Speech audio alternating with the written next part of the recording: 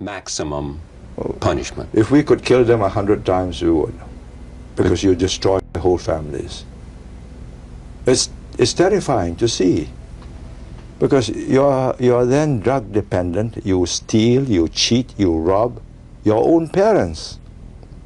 I mean, it's soul destroying, and they come in knowing that death, if they are found with these goods on them, but the rewards are so great. Agosto de 1965. Singapura acaba de ser expulsa da Malásia. Não foi uma independência celebrada, foi uma separação forçada, humilhante. O primeiro-ministro Lee Kuan Yew apareceu em uma coletiva de imprensa com os olhos marejados e disse ao mundo que aquele era o momento mais triste de sua vida. You see, the whole of my adult life, I had believed in Malaysian merger and the unity of these two territories. Singapura era uma ilha minúscula, 700 quilômetros quadrados, menor do que o município de São Paulo, sem recursos naturais, sem petróleo, sem minerais, sem terra agrícola suficiente para alimentar a própria população, sem água potável. Toda a água vinha da Malásia, o mesmo país que acabara de expulsá-la, sem exército, sem moeda própria. Com uma população multiétnica de chineses, malaios e indianos que mal se toleravam, praticamente todo especialista em desenvolvimento econômico da época chegou à mesma conclusão: Singapura não tinha futuro. 50 anos depois, Singapura era o país com o maior PIB per capita da Ásia, o aeroporto mais bem avaliado do mundo, o porto mais movimentado do planeta, uma das moedas mais fortes do globo, expectativa de vida maior do que a dos Estados Unidos. E tudo isso foi construído por um único homem. Lee Kuan Yew nasceu em 16 de setembro de 1923 em Singapura, então uma colônia britânica. Era de família chinesa de classe média, criado para admirar e imitar os britânicos.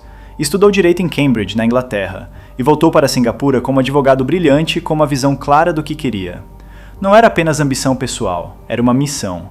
Lee via ao redor dele uma sociedade dividida por etnia, explorada pelo colonialismo e sem direção, e acreditava, com uma convicção que raramente vacilou ao longo de toda a sua vida, que ele sabia exatamente o que precisava ser feito para mudar isso. Em 1959, quando Singapura obteve autonomia interna do Reino Unido, Lee Kuan Yew se tornou o primeiro-ministro com apenas 35 anos, e começou imediatamente a construir o Estado que havia imaginado. Mas foi em 1965, com a expulsão da Malásia, que o verdadeiro teste começou. A primeira decisão de Lee Kuan Yew foi a mais contraintuitiva de todas. Decidiu que Singapura não tentaria competir com os países vizinhos, sendo mais barata ou mais fácil. Enquanto outros países em desenvolvimento competiam por investimento estrangeiro, oferecendo mão de obra barata e regulação frouxa, Lee Kuan Yew foi na direção oposta. Criou um ambiente de negócios com regras claras, contratos respeitados, corrupção zero e infraestrutura de primeiro mundo. Sua lógica era simples. Empresas multinacionais preferem pagar mais se souberem que o dinheiro está seguro, os contratos serão cumpridos e não precisarão subornar ninguém. Estava certo. Em poucos anos, as maiores empresas do mundo começaram a instalar suas operações asiáticas em Singapura. Não porque fosse barato, porque era confiável. Mas Lee não parou aí. Ele sabia que infraestrutura e regulação não eram suficientes. O verdadeiro recurso de Singapura era seu povo. E o povo precisava ser educado, treinado e preparado para competir com o mundo.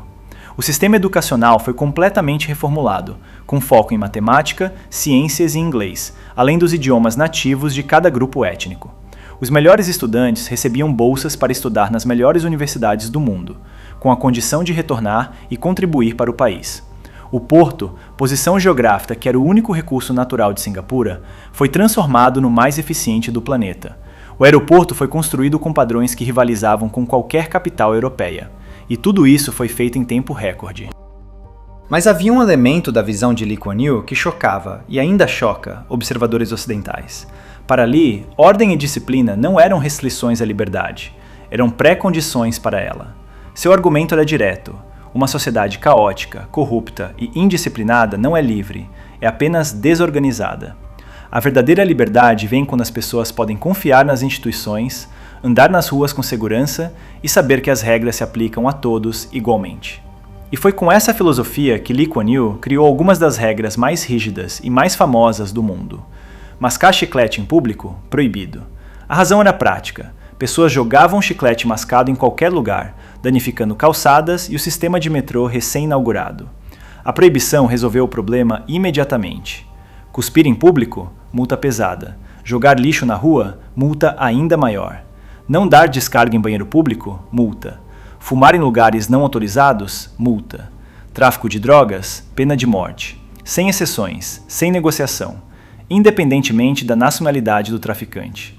Jornalistas e governos ocidentais criticavam essas regras como autoritarismo excessivo. Lee respondia com a serenidade de quem acredita genuinamente no que está fazendo. Singapura se tornou uma das cidades mais limpas, mais seguras e mais funcionais do mundo. A taxa de criminalidade caiu para níveis que países europeus invejavam. A corrupção, que devastava países vizinhos, foi praticamente eliminada. Os funcionários públicos eram bem pagos e severamente punidos se aceitassem propina. Se havia um inimigo que Lee Kuan Yew odiava acima de todos os outros, era a corrupção. Ele havia visto de perto como a corrupção destruía países, como transformava instituições em instrumentos de enriquecimento pessoal, como corroía a confiança pública e como impedia que investimento chegasse a quem precisava. E decidiu que em Singapura seria diferente. Criou uma agência anticorrupção com poderes amplos e independência real. Seus agentes podiam investigar qualquer pessoa, incluindo ministros e familiares do próprio primeiro-ministro. Não era teatro.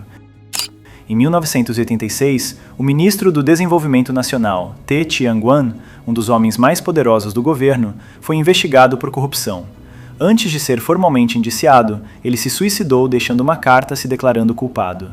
Lee Kuan Yew não interferiu na investigação, não tentou proteger o ministro, deixou o processo seguir. Essa postura enviou uma mensagem inequívoca para todo o funcionalismo público. As regras se aplicavam a todos, sem exceção. Os funcionários públicos em Singapura eram, e continuam sendo, entre os mais bem pagos do mundo. Lee argumentava que pagar mal aos servidores era uma convite à corrupção. Se você quer que as pessoas sejam honestas, pague-as bem o suficiente para que a honestidade valha a pena. Os números do desenvolvimento de Singapura são simplesmente impossíveis de ignorar. Em 1965, o PIB per capita de Singapura era de aproximadamente $500, semelhante ao de países africanos da época. Em 2015, quando Lee Kuan Yew morreu, era de mais de $55 mil, maior do que o do Reino Unido, da França e da Alemanha. Um crescimento de mais de 100 vezes em 50 anos. Como isso foi possível? Lee Kuan Yew dizia que a resposta estava em 3 pilares: educação, infraestrutura e confiança institucional. Educação porque o único recurso real de Singapura era seu povo, e um povo bem educado pode criar riqueza mesmo sem recursos naturais. Infraestrutura porque empresas precisam de portos eficientes, aeroportos funcionais e telecomunicações confiáveis para operar. E confiança institucional, talvez o mais importante de todos, porque o capital vai onde se sente seguro. E Singapura se tornou sinônimo de segurança jurídica e previsibilidade. A Singapore Airlines foi fundada com a independência do país e se tornou consistentemente uma das melhores companhias aéreas do mundo. O porto de Singapura se tornou o segundo mais movimentado do planeta. O aeroporto Changi foi eleito repetidamente o melhor do mundo. Tudo construído por um país que 50 anos antes não tinha nem água potável própria. Lee Kuan Yew governou Singapura como primeiro-ministro por 31 anos, de 1959 a 1990. Depois continuou como ministro sênior e depois ministro mentor até 2011, aos 88 anos.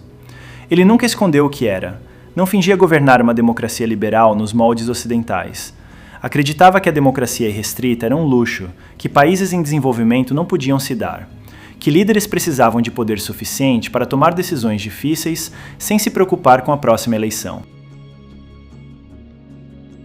50 anos depois, Singapura tinha o maior PIB per capita da Ásia, o aeroporto mais bem avaliado do mundo, um dos sistemas de saúde mais eficientes do planeta, uma das taxas de criminalidade mais baixas do globo. Tudo isso construído por um homem que chorou em público no dia em que seu país nasceu, porque sabia o tamanho do desafio que tinha pela frente, e que passou os 50 anos seguintes provando que estava errado em chorar. Obrigado por assistir.